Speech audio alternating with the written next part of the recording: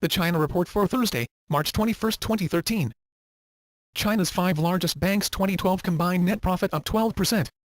China's 5 largest banks are expected to report a combined net profit of more than 750 billion yuan, or $121 billion, in 2012, up 12% from a year earlier, the state-run China Securities Journal reported Thursday, without citing a source. The bad loan ratio of the 5 banks stood at 0.99% on average at the end of last year. Unlike U.S. banks, Chinese banks are controlled by the central government and for the most part have been very profitable. We shall see if this trend continues as the housing bubble in China continues to be of some worry going forward. Where Chinese consumers are spending their cash. Marketers have struggled for years with how to convince China's infamous savers to spend their money. Now the secret has been unlocked. It's all about being online. Such, at least, is the message of a new report from consultancy McKinsey & Company, which found that e-commerce is convincing Chinese consumers to open their wallets. China's e-commerce market, largest in the world behind the U.S., is booming, with sales expected to reach $420 billion to $650 billion by 2020, up from $190 billion to $210 billion in 2012, according to McKinsey. Around 40% of China's consumers wouldn't have made purchases if not for the option of e-commerce, added the report, which used data provided by a major online company to analyze online spending from consumers in 266 cities. Wine industry tries to fix image in China.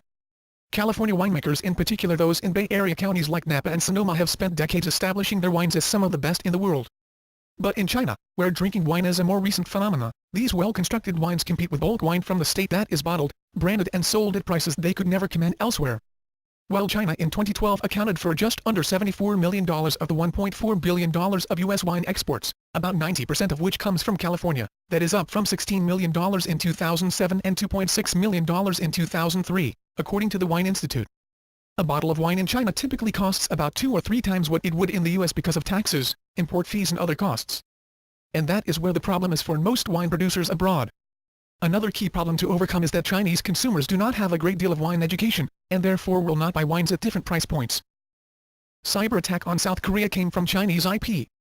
A hacking attack on the servers of South Korean broadcasters and banks originated from an IP address based in China, officials in Seoul said on Thursday, raising suspicions the intrusion came from North Korea. An unnamed official from South Korea's presidential office was quoted by the Yonhap news agency as saying the discovery of the IP address indicated Pyongyang was responsible for the attack on Wednesday.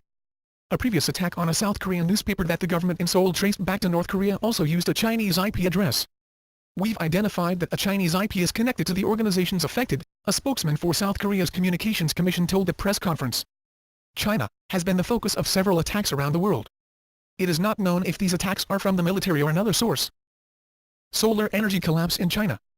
Investors stand to lose most of the $1.28 billion they put into Suntech Power Holdings Company, STP, after the solar manufacturer said it wouldn't resist a bankruptcy petition filed in China. The company, based in Wuxi, outside Shanghai, had more than $2 billion in debt and defaulted on $541 million in bonds due on March 15, prompting 8 Chinese banks to ask a local court to push Suntech's main unit into insolvency. Last year China was the focus of anti-dumping measures in the EU. It appears that a trade war has started in the clean energy sector, which has hurt Chinese manufacturers. China has supported solar companies through credit lines from local government or state-backed agencies, prompting panel makers to expand factories. The rate of expansion seems too fast for the market. That's the China Report for today. Zaijian.